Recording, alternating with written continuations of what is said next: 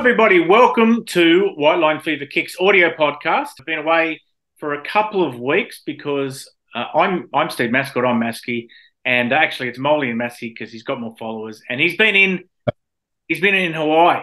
Molly, welcome, Tony Adams. Yeah, thanks, Steve. And you might ask why I was in Hawaii. People probably think I was on holiday, but I was just warming the Yanks up to Las Vegas, just getting him used to rugby league, spreading the gospel, and that's what I'll be telling the tax man anyway. Yeah, I noticed that the Australian wheelchair team is going to be playing the US in Las Vegas in the days leading up to the NRL matches there on March 2. So there's a few things to go to there if you're heading over, not just the one day, the double header. I'm sure people will find plenty of non-rugby league related things to do in Las Vegas as well. I'm not sure if I'm going yet. So we're going to talk about the Broncos being beaten by the Storm this morning. And as we record this, the final Thursday night game in the NRL, Broncos resting players, hoping to get a result, and it perhaps costing them the minor premiership. They lost 32-22. We're also going to be talking about, since our last episode, lots of intrigue at Souths, with Rodney Churchill criticising Latrell Mitchell, and more recently at the Bulldogs, with an unnamed player leaving, walking out and not coming back after being punished for being late to training. There's plenty of drama there. And also in Super League, Marcus Griffiths, the referee, getting homophobic abuse, and whether there's a way around the scrutiny on referees. Is there a different approach? Is the media to blame? Blah, blah, blah, blah, blah. I want to thank a few people who have been supporting us. The people who support this show, patreon.com/White Fever, Phil Rogers, Richard York, and the great Darcy Lussick, still there, hasn't given up on us yet. And also the people who support us via Rugby League Long Reads, and I'll just pluck out 10, Ed Easter, Tristan Fillmore, John Minards, Alan Leach, Chris Irwin, Phil Ward, Jordan Horsfield, Matthew Windass, I don't know if that's his real name, Mark Rees, Lee Kalmar, and if it is your real name, I apologise, and Matt Twist. Now, Tony, let's start with the match that we both just watched. I was surprised that the Broncos fielded a dramatically understrength team with so much at stake. Yeah, and when you consider minor premierships are quite prestigious, you could be a bit cynical and say it's only worth $200,000 Australian. I got told by someone if it was worth $2 million, perhaps the Broncos would have played all their players. But it was kind of like a chess game between the two teams before the match, because for every player the Broncos rested, the Storm rested one as well. So it was pretty much like a pre-season trial, which is bizarre when you consider how much was on the line. Yeah, it was pretty entertaining game, wasn't it? It was really good to see Sua Farlongo score a couple of tries on his debut for Melbourne. He's a Melbourne junior, and I made the point on Twitter that there's a belief over here in England that you don't take rugby league to areas where they don't play rugby league. Melbourne are proud of the fact that he's only the fifth Victorian who's played for them. They're proud of it. They highlighted it on social media because you put rugby league clubs where there are fans, and then some of the fans take up playing. And then eventually you get guys like Sua who come through and play first grade. When I'm told by Canadian people, some of whom might be watching, because a lot of them still follow rugby league because of this. The Toronto Wolfpack, but basketball was not a big sport in Toronto until the Raptors came to town, and then suddenly the hoops started going up everywhere, and now Canadians are playing in NBA. You can do top-down development. It doesn't have to be bottom up, and Melbourne have been one of the most successful clubs in the last quarter century without having many local players. It doesn't matter because professional sports for fans, about money, sponsorship, TV.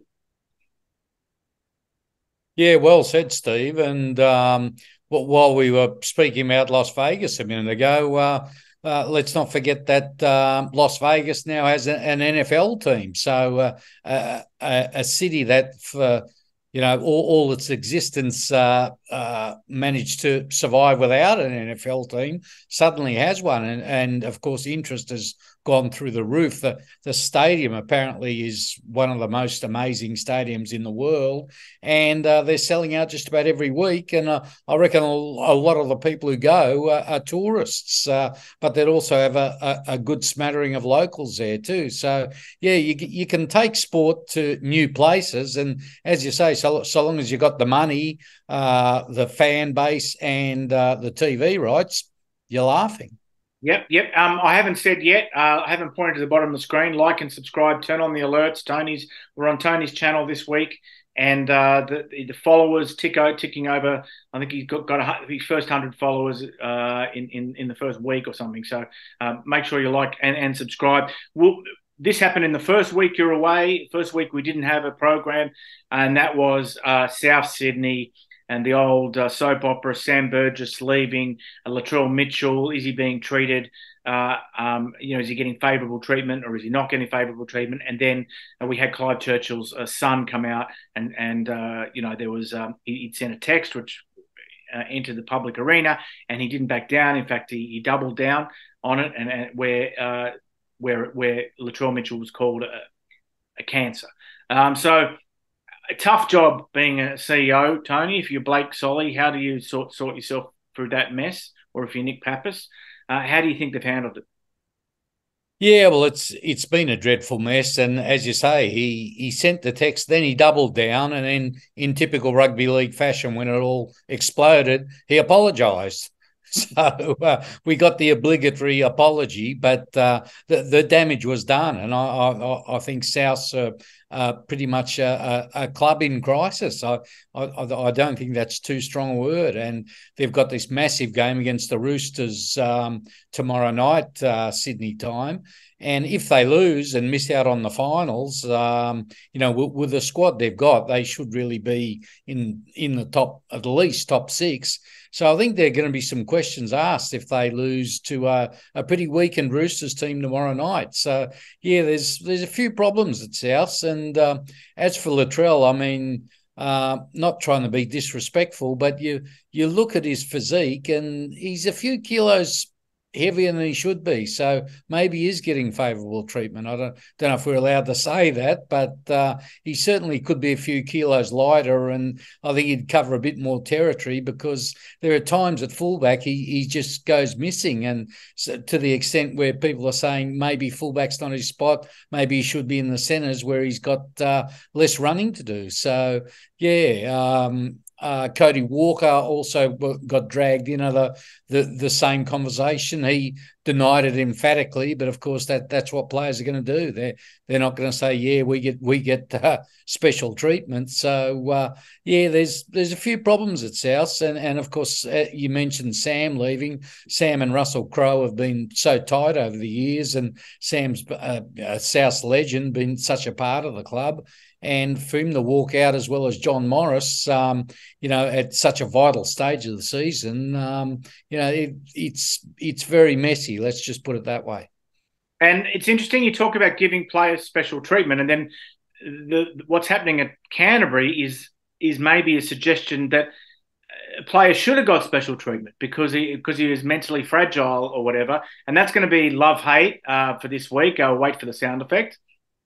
So the question is, love-hate, is that the punishment meted out by Cameron Ciraldo and his staff, allegedly, to this player, was that because he was late to training, he had to wrestle every player in the squad. That was his punishment. He had to wrestle every player in the squad. And this, allegedly, he didn't deal with this very well. So love or hate that as punishment for being late to training? Yeah, to me, I think it's a bit heavy, and it's a strange situation in that the player stayed at the club and he hasn't been named in the media. And I think the media deserve a bit of a pat on the back for this, because the poor kid is broken. But strangely enough, he stayed at the Bulldogs for a week, and then asked for a release. So I think it sort of, went through his head. Then psychologically, he just couldn't get over it. And he walked out of a fairly lucrative contract. He's a 21-year-old kid. He hasn't played much first grade. Most people in England wouldn't know who he is. Most people in Australia wouldn't know who he is. But he's the most talked about player in the game at the moment, ironically enough, even though most people don't know his name. And, some people are saying toughen up, stop being a pretty boy, accept your punishment. I think it was a bit strong, both mentally and physically, in that to wrestle 30 straight guys, or the best part of 30 straight guys, he could have really done his body some harm on top of the psychological damage and the humiliation. And it obviously affected him to the extent where people close to him say he's now broken, and he doesn't have a contract for next season. And I think other clubs may steer clear of him because he's clearly mentally damaged, and it's a real shame for a 21-year-old kid to be in that position for being a few minutes late to training. Yeah, I kind of hate the idea of that, but then again, I imagine it's not the only club, and he's not the only player who's had to do it. So this is the sort of issue that people like Jason Demetriou, I always want to say Andrew. Did I say Andrew before? People like Jason Demetriou and Cameron Ciraldo have to deal with, is that do we treat them as individuals, or do we have one size fits all? And I know Wayne Bennett's one of his favourite sayings is, don't have rules, have standards, because the players who break the rules will probably be your best players. So he obviously is able to walk that line because people respect him blindly almost, because he can see into their souls and remember their grandmother's names, and other coaches can't get away with that, and they struggle with finding that balance. But the best answer I've heard to this from anybody was Ben Eichen on NRL 360, where he just said, look, being a first grade footballer is not for everyone. You can't expect, and I guess this might go on to our next point as well, you can't expect everyone in a massive community, including fans and the media, referees, coaches, officials, player agents, you can't expect them all to modify their behaviour for you. So it gets to a point where you have to decide whether the job as it is now is for you. Now, unfortunately, in 5 years' time, the sport you're forced out of might have changed enough for you to actually be suited to it. But is the sport as it is now suitable for you to work in it? And in the end, it's a decision for you because, as I said, 1,000 people aren't going to modify their behaviour for you in your time frame. They might modify their behaviour eventually, but it might be too late for you. So that brings us to the next point, which is a Super League issue, which is Marcus Griffiths, the referee, who has been received homophobic abuse as a result of his of decisions made last weekend. I think it was Leeds versus Huddersfield. Correct me if I'm wrong, viewers. But and the question is, obviously this abuse is beyond the pale. It is actually illegal in this country. You can actually have the cops knock on your door if they find out who you are for hate speech on social media. But the other question is, who else is to blame? Are coaches to blame? Are players to blame for what they say? And most especially, are the media to blame? And I wrote a column about this, and I'll put a link to it in the description. It is true now that with the media that you have metrics and you can see what type of stories people like. And if people like being angry at match officials, you can write more stories about match officials stuffing up, and more people will read it, and who you or the people you work for will make more money. Okay, I disagree with that, and I not only do I disagree with it, but I would need to look at each story individually and say that's too much, that's not enough, that's over the top. So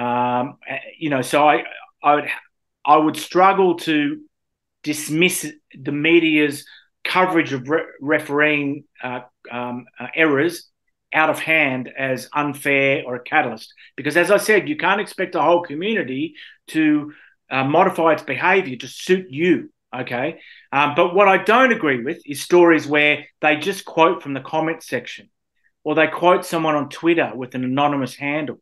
They quote someone who is angry, who's a fan, who knows infinitely less than the people involved, than the coach, the players, match officials, even people who weren't at the ground, people who didn't even see the incident or only saw it this big on their screen.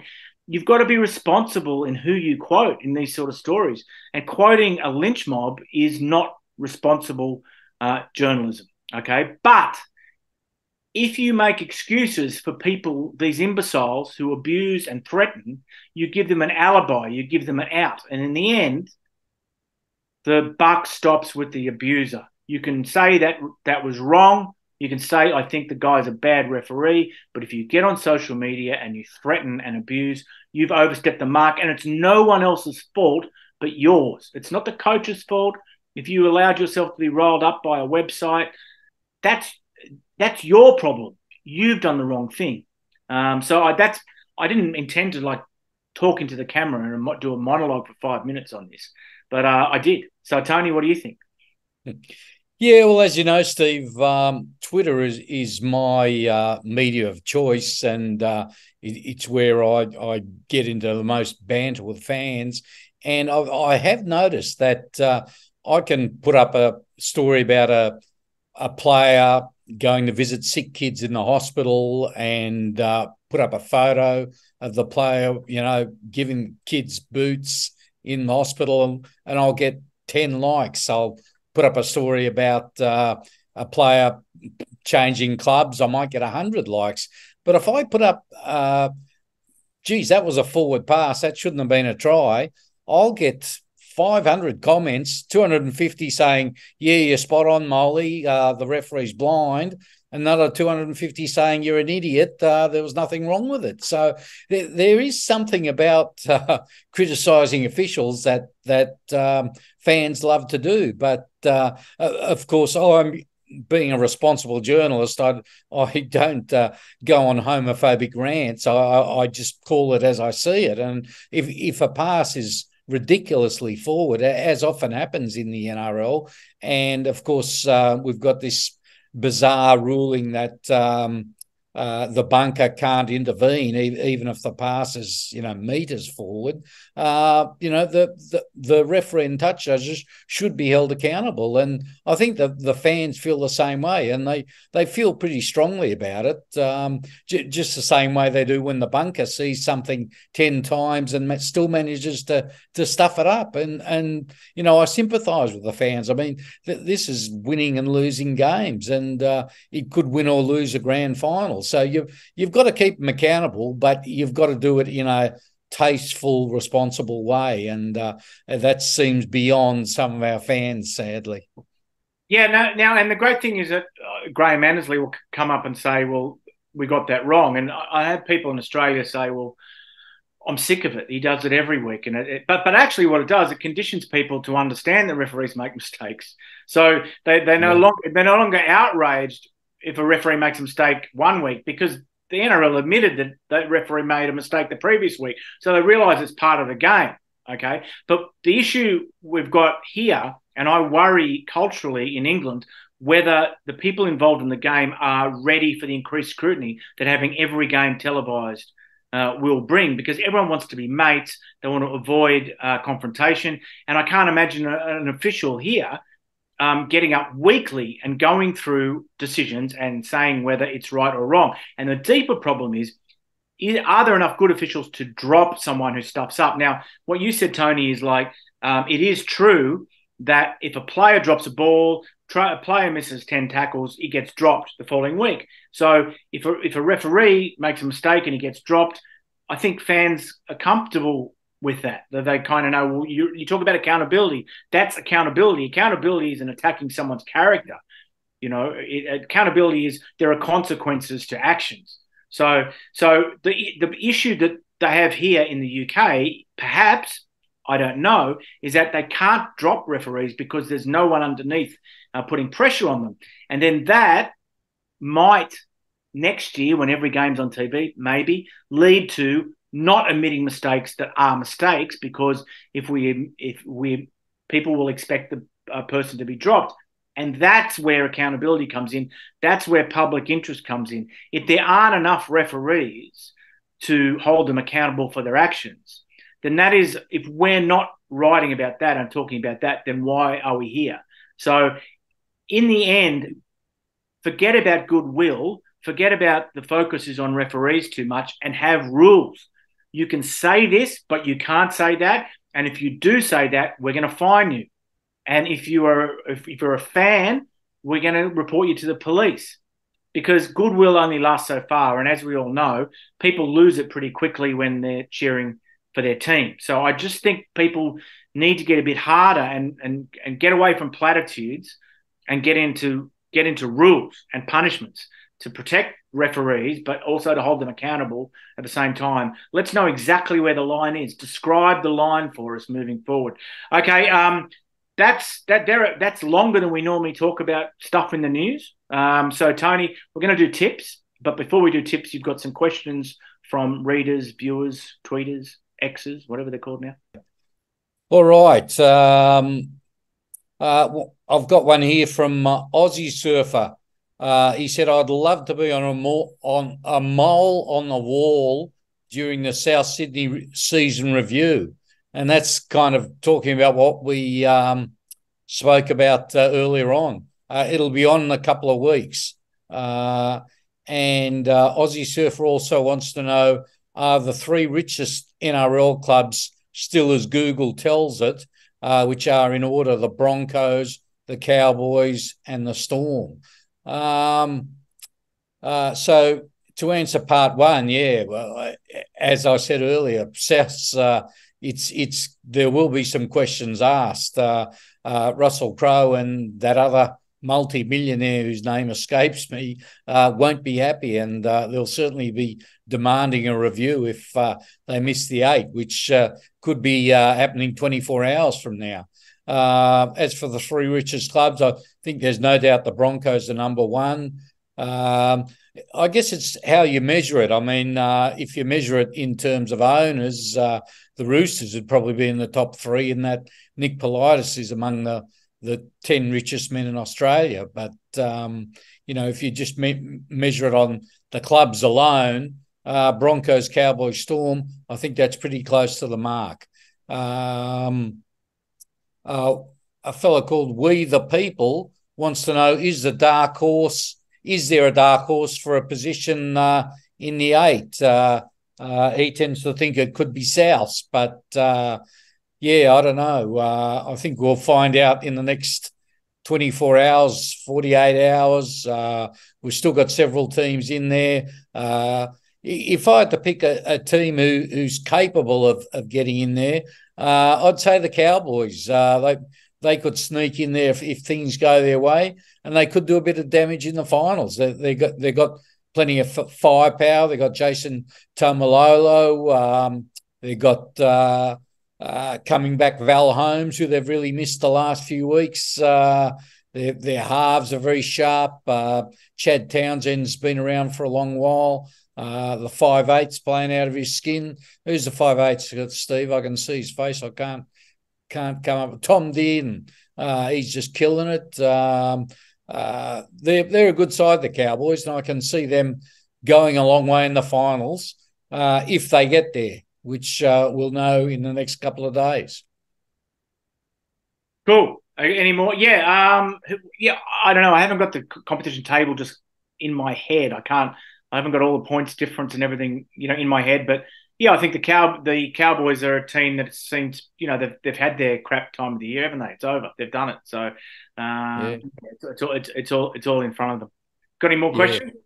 Yeah, a fella called James Zach suggests we have 2 divisions in the NRL, a first division and a second division, and promotion and relegation. And I think it's a great concept, in that I'm a big fan of the Premier League in England, and I love the way there's as much interest, sometimes more interest in the bottom of the ladder than the top of the ladder. Like most seasons, Manchester City are that far in front, it doesn't matter. Whereas down the bottom, it's a dogfight for survival. And, if your club's in danger of being relegated, you're invested. You're right in there, and every moment, every goal counts. But I just don't know if it'll work in Australia, in that we don't have the population you guys have in England. We don't have the quality of teams in the second division. I guess it's the New South Wales Cup. We've got the old Newtowns, the North Sydneys, and the rest are basically feeder teams for NRL clubs. So it's a great idea and concept, but you'd probably have some interesting views on this, Steve, being a man of the league world. I just don't think there's the money. I mean, who's going to fund it? The NRL clubs are not going to give up any of their current funding from the commission, and the TV rights, I mean, are not going to be worth enough to fund it. And if the teams in the second division don't get comparable funding, then they're not going to be able to compete when they go up. So you'll just have this yo-yo that you have over here, where the team just goes up one year and goes down the next. So I just don't think the money. I don't think there's the money. There's no incentive either. There's not like an area or a population or a demographic that the game is not hitting that it should hit and would with promotion and relegation. I just don't think there's a motivation to do it, Tony. There's no reason to do it. Yeah, and you've hit the nail on the head, Steve. It's could be a good idea, but again, it all comes back to money, and money rules our sport, as it does most sports. And so I think that's the answer to your question, James Zach. And our last question goes back to something else we mentioned before. It comes from VL4XR, who says, do you think the Bunnies would be better served with Latrell back in the centres? I don't know who would play fullback now. Now Taife's gone to the Doggies. Maybe Alex Johnson. But look, there has been some criticism of Latrell, as I said earlier, in that he doesn't quite cover the ground that some of the other fullbacks in the NRL do, perhaps because he's carrying a few extra kilos.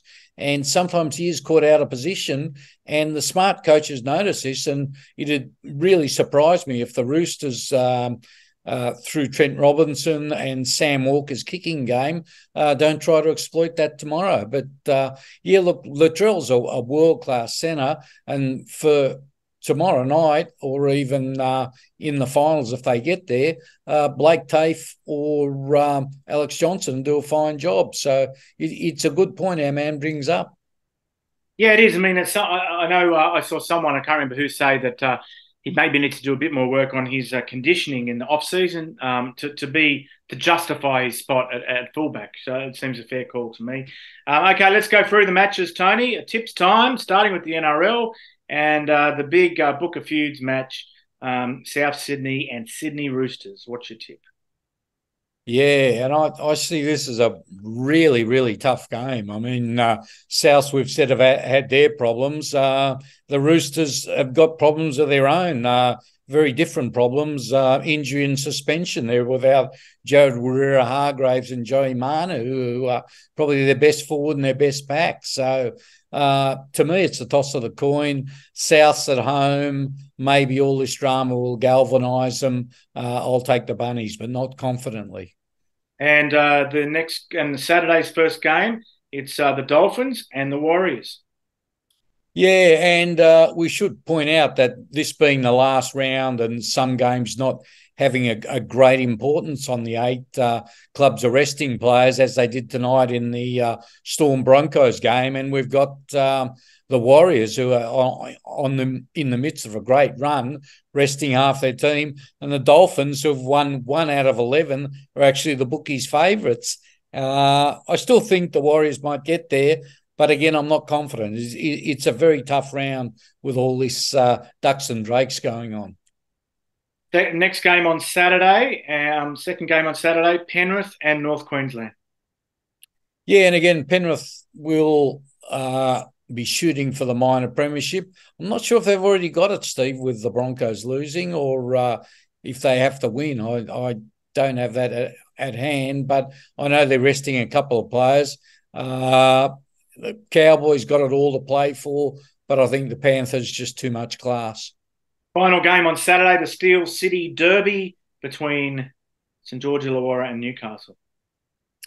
Yeah, well, again, Newcastle, I think they'll rest one or two. They've got Ponga out, but I wouldn't tip the Dragons to beat anyone but the Tigers at the moment. So let's go the Knights there. They're on a fantastic roll. I think they're going for 9 in a row, and who would have thought that a couple of months ago? As usual, 2 games on Sunday, Gold Coast and the Bulldogs. Yeah, and this is one game that we can at least tip, knowing what's in front of us in that neither team's going to be in the finals. So they'll both be picking their best team, hoping to go out on a high. At home, I think the Titans will get the money. Final game of the regular season for 2023. It's flown by. Cronulla and Canberra. Yeah, and a big game more for Canberra, who is still some hope of sneaking into the 8 if things go their way. But I'm tipping Cronulla at home. I just think they've got a little bit too much class, and they've got a top 4 spot at their mercy if they win. Okay, Super League tips, Tony. Okay, we've got the Lee Leopards against the Huddersfield Giants. Yeah, that's on Friday night, and Lee have hit a bit of a wall, heavily beaten last week, and after winning at Wembley, I believe they struggled to name a full squad this week. So I can kind of see a bit of a late season fade out from Lee. And Huddersfield beat Leeds last week. I think they'll continue their winning form and get another 2 points in this match. All right, and the next game, Wigan are fairly firm favourites to beat Salford.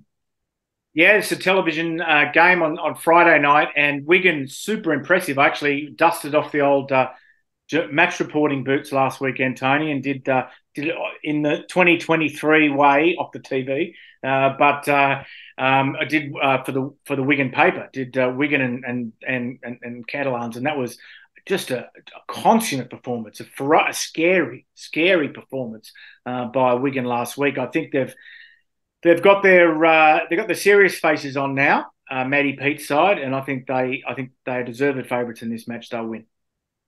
Okay, and then we got Hull KR against Catalan, who will no doubt be looking to bounce back. Yeah, again, Hull KR are looking. This is a match that's pretty hard to pick, actually. Catalan definitely need to bounce back. And really, if they are to be serious contenders to win at Old Trafford on the 14th of October, this is the sort of game they've really got to win. I think they will. I think it'd be really tight, though. I think maybe 2 points in it. Okay. Next game, my team, the Warrington Wolves against Castleford. Look, your team might as well just pack up and go home if they lose this match. They might as well not bother. They are still, because of their great start to the season, they're still well in finals reckoning, playoff reckoning, and they have to win this match. Cass have had a very poor year. I'm tipping Warrington. Okay. And then we got Hull FC against Leeds. Leeds, all sorts of trouble, losing to Huddersfield last week. A lot of comments about the refereeing, as we've already canvassed, and this is an interesting match. I don't know why, but I just get a feeling that the Rhinos will bounce back and get a win this week. All right, in the last game, Wakefield against St Helens. Yeah, well, Wakey got themselves out of the relegation, well, they're still in the relegation zone, but they got themselves out of the relegation position a couple of weeks back, and now they're facing the world champs who have hoisted a wet sail. So I think it'll be easy sailing for Saints in that game. St Helens in a canter. Okay. That's the end of our show. I think it's been longer than any we've had before. So Masky and Moley will be back as a podcast next week, audio podcast, and then on this channel, it'll be back in 2 weeks. But now Tony's back in the Southern Hemisphere. We'll be doing some other videos on his channel between this show. So don't forget to like and subscribe, and we'll see you all next week. See you guys. It's been a pleasure.